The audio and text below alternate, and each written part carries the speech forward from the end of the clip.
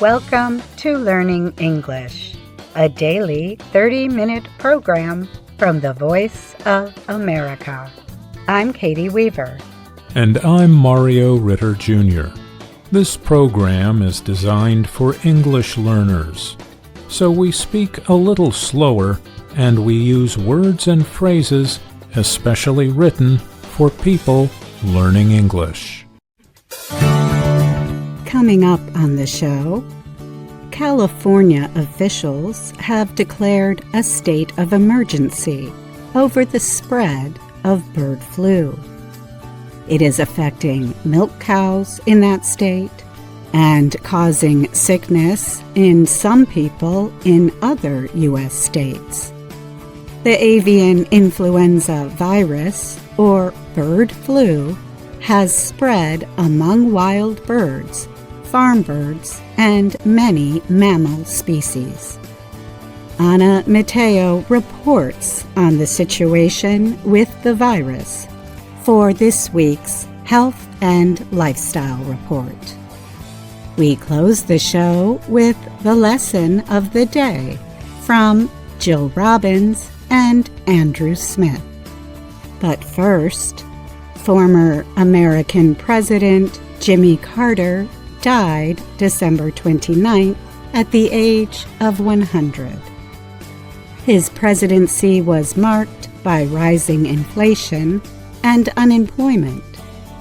He helped negotiate a peace agreement between Egypt and Israel. He returned the Panama Canal to Panama, recognized mainland China, and signed an arms limitation agreement with the former Soviet Union. He also faced what is now known as the Iran hostage crisis. Here is Mario Ritter with a look back at the life of Jimmy Carter. Former U.S. President Jimmy Carter has died at the age of 100. His presidency was marked by rising inflation and unemployment. He helped negotiate a peace agreement between Egypt and Israel. He returned the Panama Canal to the Central American country, recognized mainland China, and signed an arms limitation agreement with the former Soviet Union. However, in 1979, Iran took U.S. embassy workers hostage in Tehran. The Iran hostage crisis dominated his final years in the White House and contributed to his defeat by Ronald Reagan in the 1980 election. Carter liked to say the end of his presidency in 1981 was the beginning of a new life. He traveled around the world, fighting disease, building hope, and waging peace, he said. In 2002, the former president received the Nobel Peace Prize. The White House released a statement from President Joe Biden and First Lady Jill Biden on Sunday, calling Carter a dear friend. Biden also declared January 9, 2025, as a national day of mourning in honor of Carter and directed flags at public buildings to be displayed at half-staff for 30 days. President-elect Donald Trump posted a message on Truth Social. He did everything in his power to improve the lives of all Americans. For that, we all owe him a debt of gratitude. Carter was born on October 1, 1924, in the small town of Plains, Georgia. Carter graduated from the U.S. Naval Academy in 1946 and married Rosalind Smith in the same year. As an officer in the U.S. Navy, He helped in the development of nuclear submarines. But he returned to his hometown in 1953 to run the family peanut farming business. He entered politics in the 1960s as a member of the Democratic Party. Carter served 2 terms as a Georgia legislator before becoming the state's 76th governor from 1971 to 1975. The Democratic Party chose Carter as its presidential candidate for the 1976 presidential election. Carter ran against Republican President Gerald Ford, who was completing the term of President Richard Nixon. Nixon resigned as a result of the Watergate scandal. Carter narrowly defeated Ford to become president. The high point of Carter's presidency came in 1978. He brought Egyptian President Anwar Sadat and Israeli Prime Minister Menachem Begin to Camp David, a presidential vacation home in rural Maryland, to negotiate a peace treaty.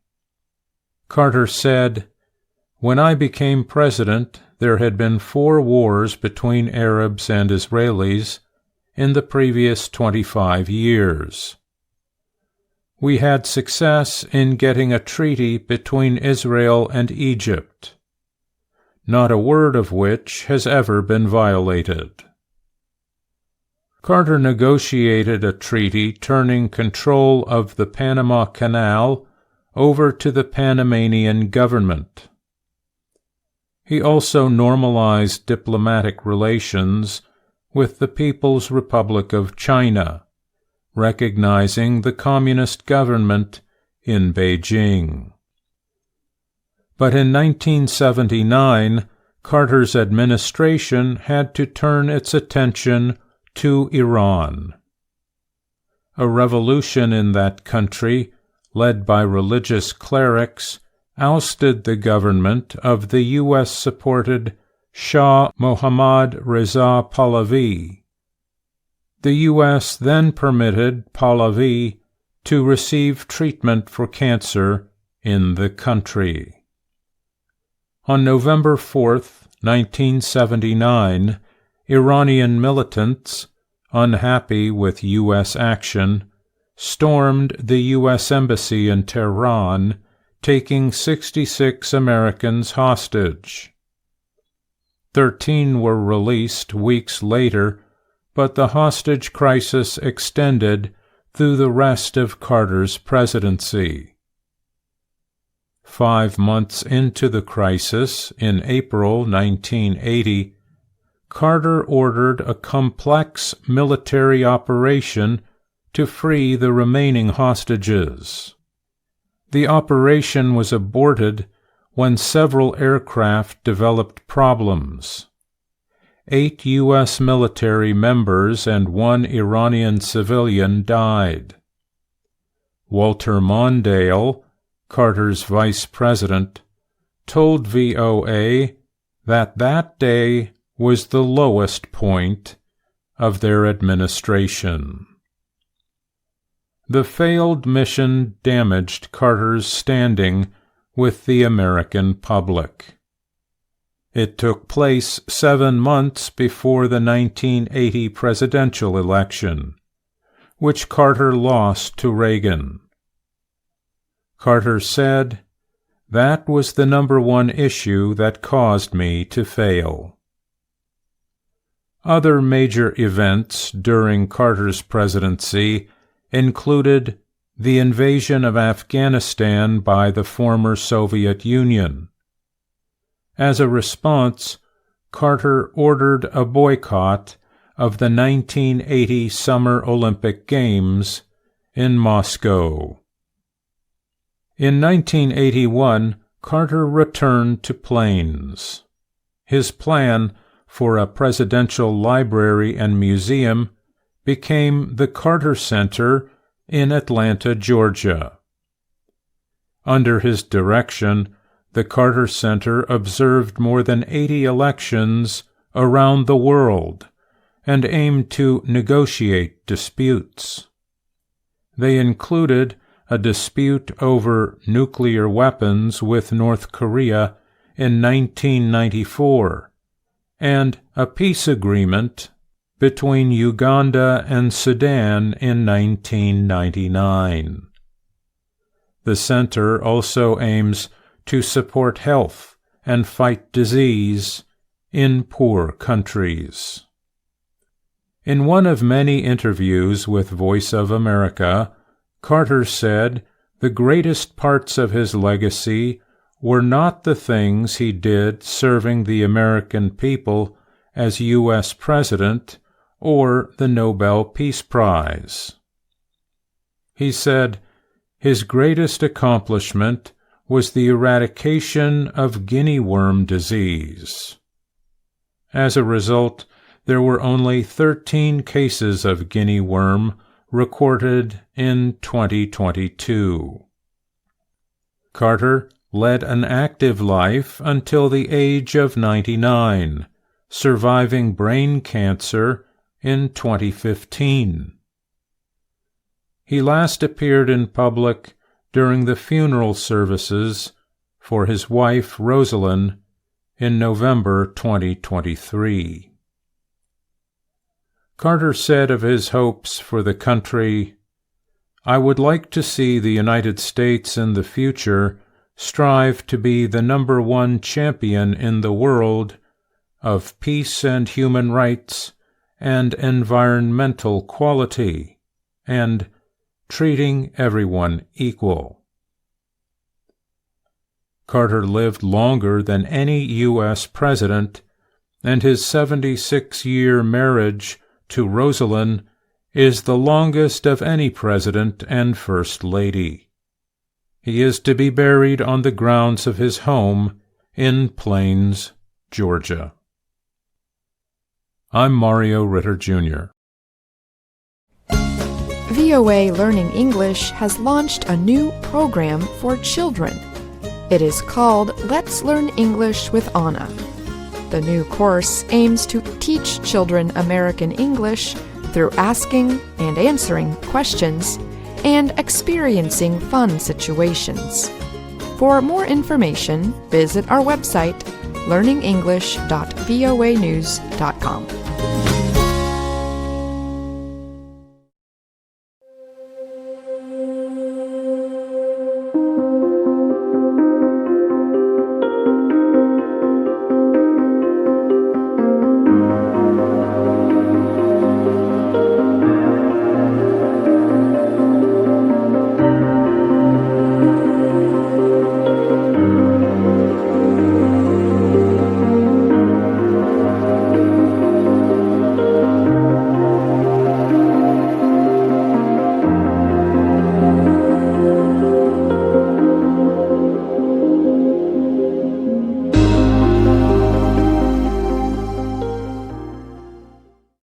California officials have declared a state of emergency over the spread of bird flu. It is affecting milk cows in that state and causing illnesses in some people in other U.S. states. The avian influenza virus, or bird flu, has spread among wild birds, farm birds, and many mammal species. The virus is known as Type A H5N1. It was identified for the first time in U.S. milk cows in March. Since then, bird flu has been found in about 1/3 of U.S. states. The U.S. Centers for Disease Control and Prevention, or CDC, is following the number of cases and is reporting the latest details on its website. Most of the illnesses have been mild. Health officials said that one person in Louisiana was hospitalized with the nation's first known severe illness caused by the virus. California Governor Gavin Newsom said he declared the state of emergency so state workers could take faster action. California officials have been testing milk tanks. They said they have found the virus in hundreds of herds. The virus was recently found in Southern California dairy farms. It was found in the state's Central Valley in August. Officials with the CDC repeated that the public has a low risk of getting the virus. There are no reports of person-to-person infection and no signs that the virus has changed to spread easily among humans.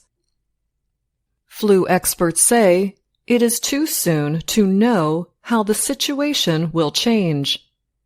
But some experts are worried because flu viruses are mutating all the time, and small genetic changes could take place. Health officials said the first known case of severe illness in the U.S. was found in a patient in Louisiana. The person is older than 65 and has other medical problems. Officials said the person showed severe breathing problems after being near a group of sick birds. The CDC said that the Louisiana case is the first confirmed U.S. infection connected with backyard birds, or birds kept near a home. Almost all the earlier infections in the U.S. have been in farm workers dealing with infected dairy cattle or birds. In 2 cases, an adult in Missouri and a child in California, health officials have not learned how they became infected. Angela Rasmussen is a virus expert at the University of Saskatchewan in Canada. She said as more people become infected, more severe illnesses will be reported. Rasmussen said, "I assume that every H5N1 virus has the potential to be very severe and deadly." The World Health Organization says on its website that from 2003 to November 2024, about 142 people died from the H5N1 virus around the world. Most of the deaths were in Southeast Asia. People who have contact with dairy cows, commercial poultry, or with backyard birds are at higher risk than other people. CDC and other experts said those people should use breathing, eye, and hand protection, especially if the animals appear ill or if they die. The CDC said in July that it would buy $5 million in vaccines for farm workers to protect against seasonal flu. If someone becomes infected with 2 flu types at the same time, it might permit the bird flu virus to mutate and to become more dangerous. The H5N1 virus can also be spread in raw or unpasteurized milk. The U.S. Food and Drug Administration says pasteurized milk is safe to drink because the heat treatment kills the virus. But high levels of the virus have been found in unpasteurized milk. Health officials urge people to avoid drinking raw milk. It can spread other germs in addition to bird flu.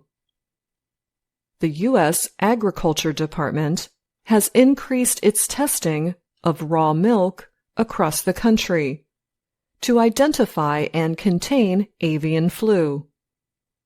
Federal officials ordered milk testing, which began this month in 13 states. I'm Anna Mateo.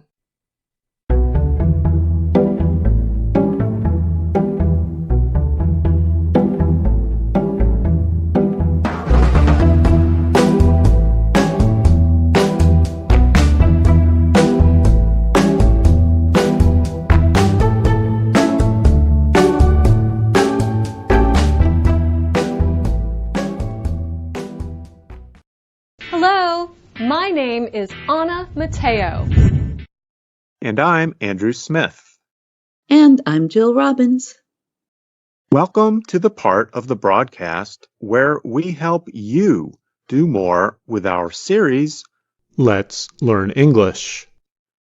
The series shows Anna Mateo in her work and life in Washington, D.C. Today, we're going to use some examples from Let's Learn English to show how native speakers pronounce words when they are talking quickly.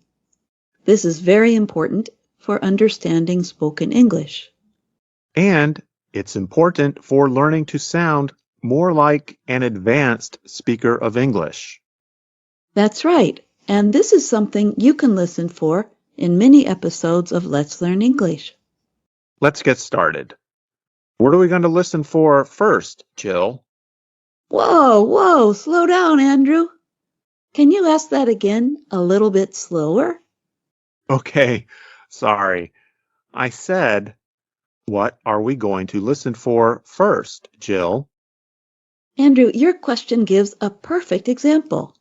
We are going to listen to the difference between slower and faster speech when we put together the words what and are. We are going to listen to some examples from Lesson 7 of Let's Learn English. Andrew, can you explain what happens to Anna in Lesson 7? In Lesson 7, it is Anna's first day at work, and she is excited to meet people. She also wants to know what they are doing. So she asks them, "What are you doing?" However, she causes some problems by accident. Let's listen as Anna meets Anne. Anne is busy writing when Anna meets her. Hi there, I'm Anna. Hi, Anna. I'm Anne. Nice to meet you. What are you doing? I'm writing. You are writing. You are writing a lot. Oh dear. No, I'm sorry. that's okay. I'm that's sorry. okay. Really. Please stop. Please. Sorry. Next, Anna says hi to Jonathan, who is busy recording his show. Anna has already met Jonathan at her apartment building. And people all around the world are waiting to hear news about the next president. Jonathan, hi. Remember me? I live in your building. Hi, Anna. What are you doing? I am doing my show. Oh, sorry. Are you recording? Yes, and now I have to record again. Sorry. Have a good show. Thank you. Sorry. I think Anna is going to say, "I'm sorry," a lot in this episode. Yes, she is. But let's compare the way she asked the question, "What are you doing?" in our two examples. Here's the first one. Hi there, I'm Anna. Hi, Anna. I'm Anne. Nice to meet you. What are you doing? And here is the second example. Hi, Anna. What are you doing? You can hear that Anna says, "What are you doing?" a little slower in the second example than in the first. Let's listen to the examples again, but only to the question itself. What are you doing? What are you doing? You can hear that Anna said it faster in the first example. But still not as fast as you said it, Andrew, near the beginning of our lesson. Let's rewind and hear how I said it. What are we going to listen for first, Jill? I did say it faster. So we actually have 3 examples: not fast, a little fast, and really fast. In your example, the words what and are get combined into one. Water. Water, water, water. It almost sounds like water. Yeah, that's right. But instead of wa for water, it's wa for water. And here's how our listeners can learn more about this. On the webpage for Let's Learn English Lesson 7, you can scroll down and click on the pronunciation practice video.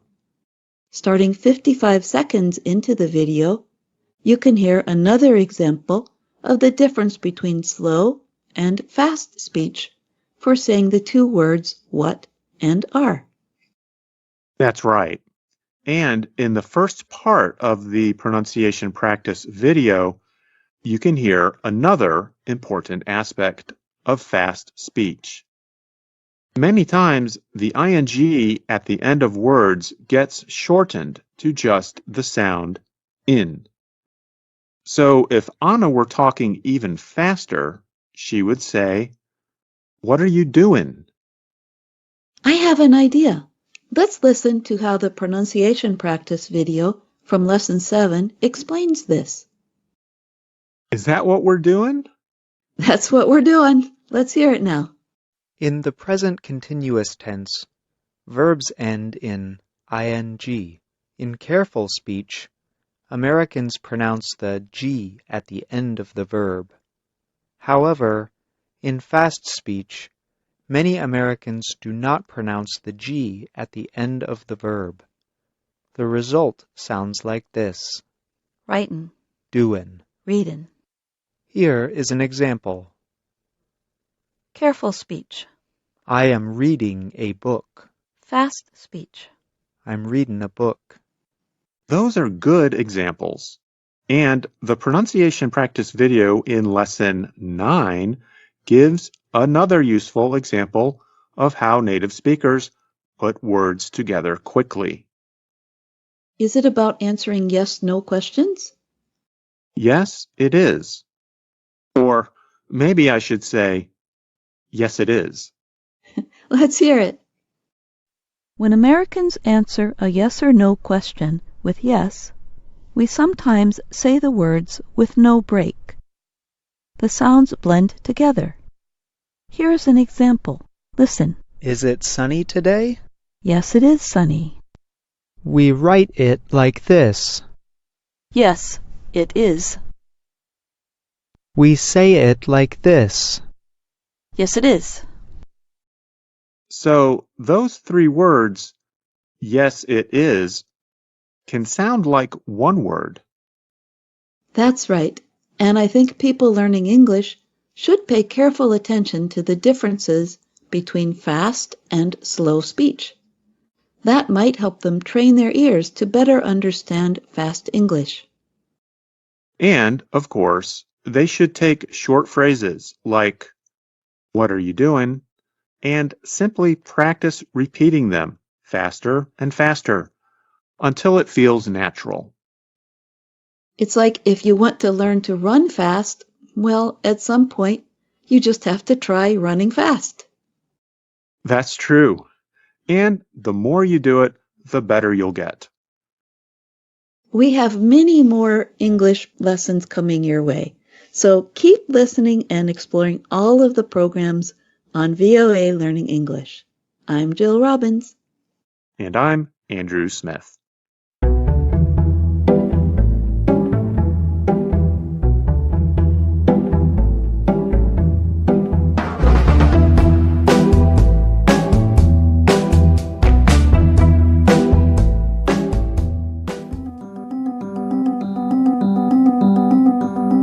And that's our show for today. But join us again tomorrow to keep learning English on the Voice of America. I'm Katie Weaver. And I'm Mario Ritter Jr.